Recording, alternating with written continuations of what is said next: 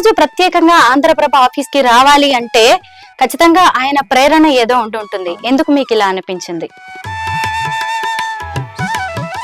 సాయిబాబాతో మీ ప్రయాణం ఎప్పుడు మొదలైంది? 15 years క్రితం అండి. మరి మీ పిల్లలు, మీ భర్త ఎలా ఉంటారు? పిల్లలు బాబాని నమ్ముతారు అందరూ. మూడో అమ్మాయి పెళ్లి విషయంలో బాబా ఇంకా ఓర్పు వహించు. రోజు పూజ చేస్తారా అండి?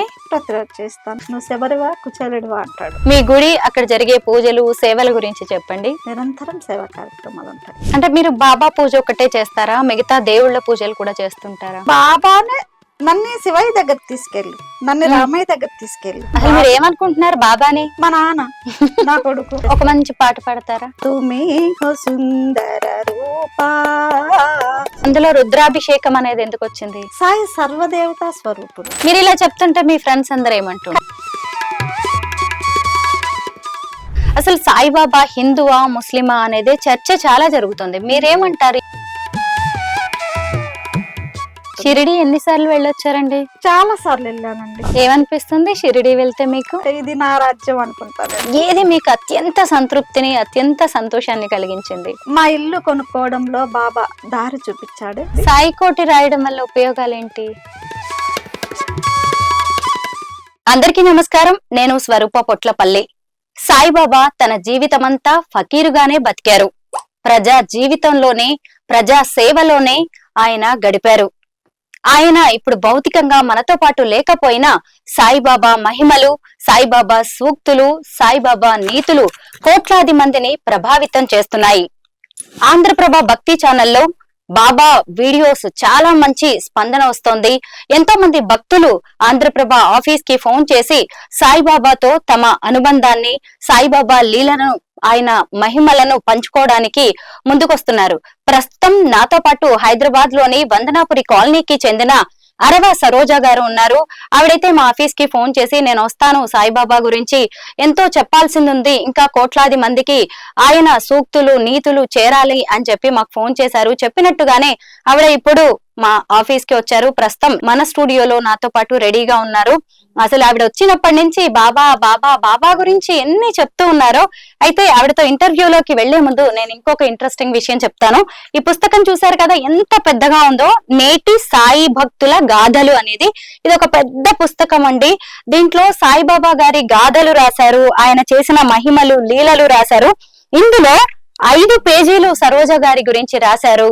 ఆవిడ జీవితంలో చేసిన బాబా మహిమల గురించి రాశారు. అంటే ఆవిడ ఎంత భక్తురాలో మనం అర్థం చేసుకోవచ్చు. మరికొంతమందికి బాబా గురించి చెప్పడానికి, మరికొంతమందిలో స్ఫూర్తిని నింపడానికి ఇప్పుడు ఆవిడ నాతో పాటు రెడీగా ఉన్నారు. నమస్కారం సరోజ గారు. సాయిరామ్ అండి. ముందుగా మీ కుటుంబం గురించి తెలుసుకుందాం. ఏం చేస్తుంటారు? హస్బెండ్, పిల్లలు? మా వారు రిటైర్డ్ బ్యాంక్ మేనేజర్ అండి. నాకు 3 అమ్మాయిలు. 2 అమ్మాయిలకి మ్యారేజ్ అయిపోయింది. 3వ అమ్మాయి పెళ్లికి రెడీగా ఉంది. బాబా దయ వల్ల అందరూ బాగున్నాం. ఎందుకు ఇలా అనిపించిందండి బాబా గారి గురించి చెప్పడానికి? అంటే మీరు చేసే ప్రతి పనిని కూడా ఆయనే వెనకుండి నడిపిస్తూ ఉంటారు కదా. ఈ రోజు ప్రత్యేకంగా ఆంధ్రప్రభ ఆఫీస్ కి రావాలి అంటే ఖచ్చితంగా ఆయన ప్రేరణ ఏదో ఉంటుంది. ఎందుకు మీకు ఇలా అనిపించింది?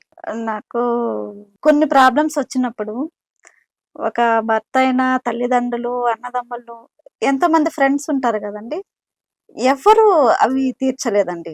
నాకు స్పష్టంగా బాబానే సలహాలు ఇచ్చారండి. ఒక ప్రశ్నల జవాబు పుస్తకం అని. ఈ పుస్తకం నేను చూసుకునేదాన్ని. అప్పట్లో అంత నమ్మలేదు కానీ ఏం పుస్తకం అండి అది? భక్తుల సమస్యలకు బాబా పరిష్కారాలు. ఓహో. ఇది ఎవరో ఇట్లా బాబా భక్తులు ఒక టెంపుల్ దగ్గర నాకు ఇది చూపించారండి. ఇట్లా బాధపడుతూ ఉంటే ఇది అడుగు అని. అట్లా అడగంతో కొన్ని మైండ్ లో సమస్యలు ఉంటే అడిగితే చెప్తున్నా కదా, ఆ సమస్యలు కొంచెం అనుభవిస్తేనే పోతాయి, ఇంకా మనం ఎవరు తీర్చలేరు. కానీ సాయి ఈ మార్గంలో వెళ్ళు అనేది ఒక్కసారి అలా జవాబు వచ్చిందండి.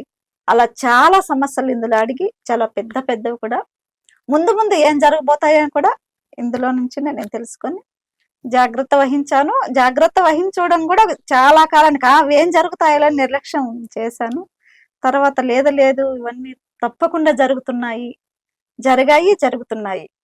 అనేసి అప్పటి నుంచి ఇంకా ఇవంతా నలుగురికి తెలియచేయాలి. బాబా చూడండి మనకి రియల్ గా చూపిస్తున్నారు. నా చుట్టూ ఉన్న వాళ్ళకంతా నేను తెలియచేశాను, నిజమే జరుగుతున్నాయని వాళ్ళు చెప్తున్నారు.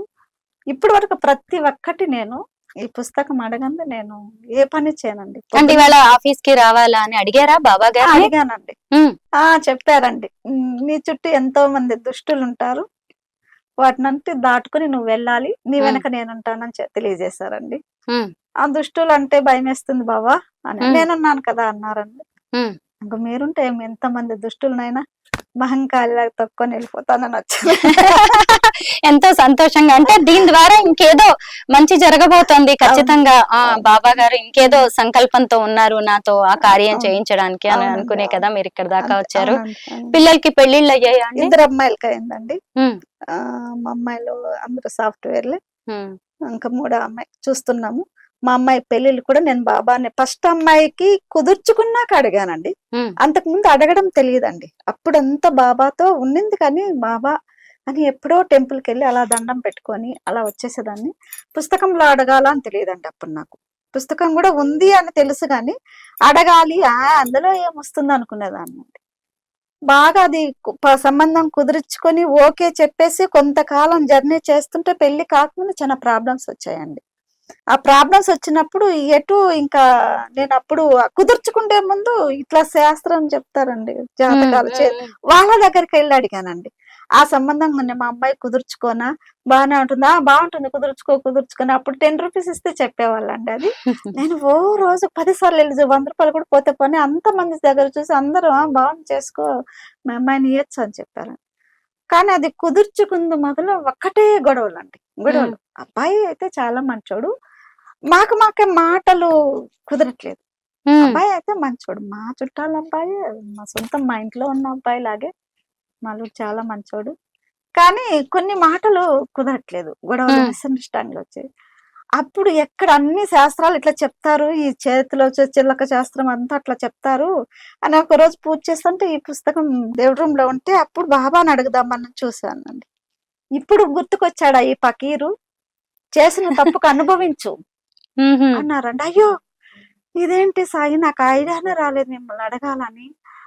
అలా ఐడియా వచ్చింటే నేను ఖచ్చితంగా మిమ్మల్ని అడిగింటాను సాయి, నాకు తెలియదు నాన్న, నన్ను క్షమించు నాన్న, నన్ను క్షమించు, నా తప్పులు క్షమించు నాన్న అనేసి ఇలా చిన్న విగ్రహం ఉందండి ఇలా పడి ఇంకా కళ్ళ నీళ్ళన్నీ ఇట్లా బాబా మీద ఫోటో మీద అట్లా పడితే మళ్ళీ చూసుకున్నానండి. ఏది ఏమైనా కూడా దుష్టుల్ని ఆశ్రయించిన వల్ల తగిన శిక్ష అనుభవించక తప్పదని వచ్చిందండి. అప్పటికే బాగా కన్ఫర్మ్ చేసేసుకున్నాం సంబంధాన్ని. సాయి సరే నాన్న, తెలియకుండా బురదలో అడిగేశాను. అది నాకు ఎలాంటి హాని కలగకుండా చూడాల్సిన బాధ్యత నీది.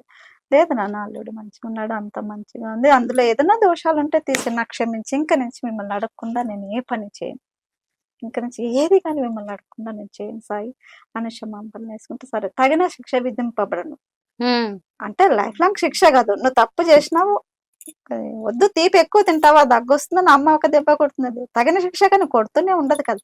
అలాగా నన్ను అడగకుండా నీ నిర్ణయాలు తీసుకుంటావా అన్నట్టు తగిన శిక్షను అనుభవించాలి అనేటట్టు చేశారు. మా పిల్లలు ఇప్పుడు బాగున్నారు, వాళ్ళు కూడా పెళ్ళే సెట్ అయిందా ఆ సంబంధం? అదే సెట్ అయింది. వాళ్ళకి బాబు, ఇద్దరు బాగా సాఫ్ట్వేర్లు, 2 అబ్బాయిలు, ఇక్కడ ఇల్లు కొనుక్కున్నారు, చాలా బాగున్నారు, ఇప్పుడు బాగున్నారు. అట్లా ఏం లేదు, అంటే ఇంకా మాకు అండర్స్టాండింగ్ బాబానే కుదిరిచ్చారు.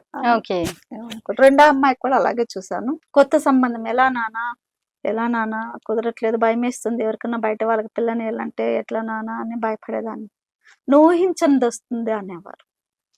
ఊహించందంటే వద్దు నాన్న, అంత పెద్ద కూడా అంతకు తగిన బొంత చేయాలి అని పెద్దోళ్ళు మా తాత వాళ్ళు అంటుంటే విన్నాను, కాబట్టి తగిన సంబంధం చూపించడం అంత పెద్దది వద్దు అంటారు. లేదు నువ్వు ఊహించదని చెప్పేవారు. కానీ అది అది చెప్పినాక ఇది కుదిరే లోపల ఎన్నో వచ్చి కూడా వెళ్ళిపోయాను, అన్ని వస్తున్నాయి వెళ్ళిపోతున్నానని, ఊహించింది వస్తుంది అని చెప్తారు, ఇంతవరకు రాలేదని. లాస్ట్కి అలాంటిది ఊహించది మంచి అల్లుడు, మా అల్లుడు 2వ అల్లుడు కూడా పెళ్లి జరిగింది, వాళ్ళకి ఒక పాప, వాళ్ళు US లో ఉంటారు, బాగున్నారు.